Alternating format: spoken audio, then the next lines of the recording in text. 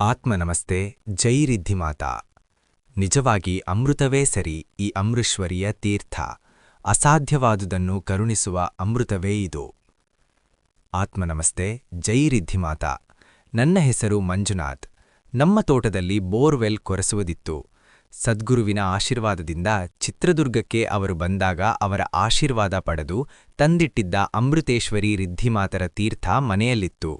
ಅವಳ ಮೇಲೆ ಅಪಾರ ನಂಬಿಕೆಯಿಟ್ಟು ಸದ್ಗುರುವಿನ ಆಶೀರ್ವಾದದಿಂದ ಆ ಅಮೃತವನ್ನು ಹಾಕಿ ಬೋರ್ವೆಲ್ ಕೊರೆಸಲು ಮುಂದಾದಿವಿ. ಅದಕ್ಕೂ ಮುಂಚೆ ವಿಷಯವೇನೆಂದರೆ, ನಮ್ಮದು ಚಿಕ್ಕಮಗಳೂರು ಮಲೆನಾಡ ಭಾಗ ಆದರೂ ನಿನ್ನೆ ಬೋರ್ವೆಲ್ ಕೊರೆಸುವ 4 ಎಕರೆ ಜಾಗದಲ್ಲಿ ಅಷ್ಟೇನೂ ವೇಳಿಕೊಳ್ಳುವ ನೀರಿರುವ ಪ್ರದೇಶವಲ್ಲ. ಹೆಚ್ಚೇನೆಂದರೆ 1.5 ಇಂಚು ನೀರು ಬೀಳುತ್ತದೆ. ಅದು 800,000 ಅಡಿಗೆ. ಅದೇನೋ ಮನಸ್ಸಿನಲ್ಲಿತ್ತು, ರಿದ್ಧಿಮಾತಾ ಇದ್ದಾಳೆ, 4 ಇಂಚು ಮೇಲೆ ನೀರು ಬರುವುದು ಎಂದು. ಆದರೂ ಸುತ್ತಲಿನ 10 ತೋಟದಲ್ಲಿ ಎಲ್ಲೂ 2 ಇಂಚು ದಾಟಿರಲಿಲ್ಲ. ಅದೊಂದು ಅಳುಕು ಮನಸ್ಸಿನಲ್ಲಿತ್ತು. ಮಾತಾ ಆಶೀರ್ವಾದ ಪಡೆದು ನನ್ನಮ್ಮ ರಿದ್ಧಿಮಾತಾಗೆ ಬೇಡಿ ಬೋರ್ವೆಲ್ ಕೊರೆಯಲು ಆರಂಭಿಸಿದವು. 250 ಅಡಿಗೆ 4 ಇಂಚು ನೀರು ಬಿತ್ತು. ಊರಿನವರೆಲ್ಲ ಸೇರಿಕೊಂಡರು ನೋಡಲು. ಆದರೆ ಈ ಸಂತೋಷ ಹೆಚ್ಚು ಹೊತ್ತು ಇರಲಿಲ್ಲ.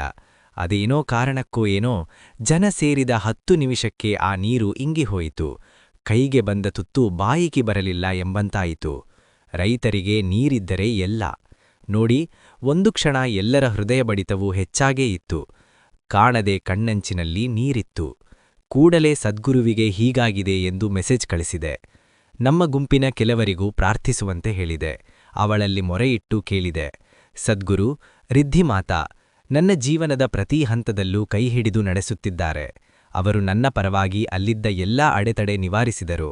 ನೀರು ಬಿದ್ದೇ ಬೀಳುತ್ತೆ ಎಂದರು. ಎಲ್ಲೋ ಒಂದು ಕಡೆ ಹೋಗಿ ಕೂತಿದ್ದೆ. ಕರೆ ಬಂತು, ಸಾಕಾಗುವಷ್ಟು ನೀರು ಸಿಕ್ಕಿದೆ ಬಾ ಎಂದು.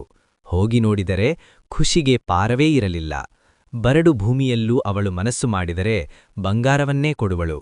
ತನ್ನ ಮಕ್ಕಳನ್ನು ಎಂದಿಗೂ ಕೈ ಬಿಡುವವಳೆಲ್ಲ ಅವಳು. ಮೇಲಿನ ವಿಡಿಯೋನೇ ಸಾಕ್ಷಿ. ಅದೆಷ್ಟು ಜನ್ಮದ ಪುಣ್ಯ.